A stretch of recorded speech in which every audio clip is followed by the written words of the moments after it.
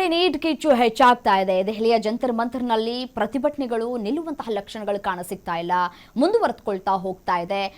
ದೇಶದಾದ್ಯಂತ ಪ್ರತಿಭಟನೆಯನ್ನು ಮಾಡ್ತಾ ಇದ್ದಾರೆ ವಿದ್ಯಾರ್ಥಿ ಸಂಘಟನೆಯವರು.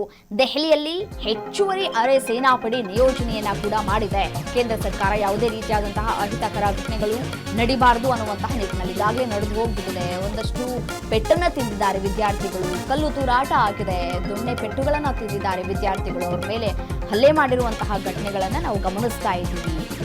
ನೀಟ್ ಪರೀಕ್ಷೆ ಸರಿಯಾಗಿ ನಡೆಸೋದಕ್ಕೆ ಯೋಗ್ಯತೆ ಇಲ್ಲ ಅಂತಂದ್ರೆ ಯಾಕೆ ನಡೆಸಬೇಕು ಪರೀಕ್ಷೆಗಳನ್ನ ಅಂತ ಹೇಳಿ ವಿದ್ಯಾರ್ಥಿಗಳು ಆಕ್ರೋಶವನ್ನು ವ್ಯಕ್ತಪಡಿಸ್ತಾ ಇದ್ದಾರೆ. ಸಿಜೆಪಿ ಪ್ರತಿಭಟನೆ ಹಿನ್ನೆಲೆಯಲ್ಲಿ ಹೆಚ್ಚುವರಿಯಾಗಿ ಬಂದೋಬಸ್ತನ್ನು ಕೂಡ ಇದೀಗ ತೆಗೆದುಕೊಳ್ಳಲಾಗ್ತಾ ಇದೆ. ಧರ್ಮೇಂದ್ರ ಪ್ರಧಾನ್ ರಾಜೀನಾಮೆಗೆ ವಿದ್ಯಾರ್ಥಿಗಳು ಒತ್ತಾಯವನ್ನು ಕೂಡ ಮಾಡ್ತಾ ಇದ್ದಾರೆ. ಸಿಜೆಪಿ ವಕ್ತಾರ ಅಶುತೋಷ್ ರಾಂಕಾ ಮತ್ತೆ ಖಡಕ್ ಆಗಿ ಎಚ್ಚರಿಕೆಯನ್ನು ರವಾನೆ ಮಾಡ್ತಾ ಇದ್ದಾರೆ. ಧರ್ಮೇಂದ್ರ ರಾಜೀನಾಮೆಯನ್ನ ಕೊಡದಿದ್ರೆ ನಮ್ಮ ಹೋರಾಟ ನಿಲ್ಲೋದಿಲ್ಲ ಅಂತ ಹೇಳ್ತಾ ಇದ್ದಾರೆ.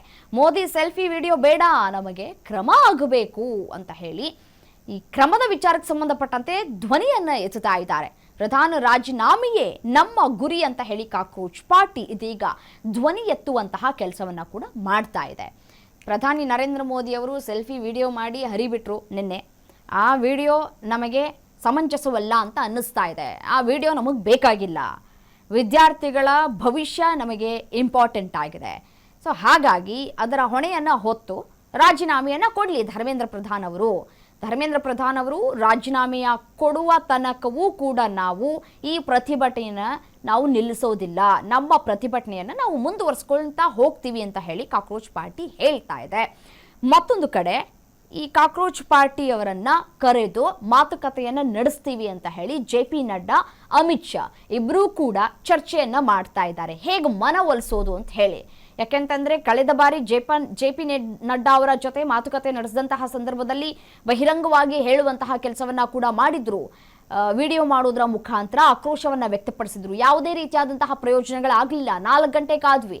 4 ಗಂಟೆ ಕಾದು ನಾವು 10 ನಿಮಿಷ ಮಾತುಕತೆ ನಡೆಸಿದ್ರು ಕೂಡ ನೋ ಯೂಸ್. ಈ ರೀತಿಯಾದಂತಹ ಚರ್ಚೆಗಳು ಆಗೋದು ಬೇಕಾಗಿಲ್ಲ. ಧರ್ಮೇಂದ್ರ ಪ್ರಧಾನ್ ಅವರ ರಾಜೀನಾಮೆ ಇಲ್ಲಿ ಆಗಲೇಬೇಕು ಅಂತ ಹೇಳಿ ಬಿಗಿ ಪಟ್ಟನ್ನ ಹಿಡಿದಿದ್ದಾರೆ. ಪ್ರಧಾನಿ ಮೋದಿ ಅವರು ಕೂಡ ಮನವೊಲಿಸುವಂತಹ ಪ್ರಯತ್ನಗಳನ್ನ ಮಾಡ್ತಾ ಇದ್ದಾರೆ. ಯಾವ ರೀತಿಯಾಗಿ ವಿಡಿಯೋ ಮಾಡೋದ್ರ ಮುಖಾಂತರ. ಇಟ್ಸ್ ನೋ ಯೂಸ್, ನಮಗೆ ಬೇಕಾಗಿಲ್ಲ ಅವರ ವಿಡಿಯೋ, ನಮಗೆ ರಾಜೀನಾಮೆ ಬೇಕು ಅಂತ ಹೇಳಿ ಬಿಗಿ ಪಟ್ಟನ್ನ ಹಿಡಿದಿದ್ದಾರೆ.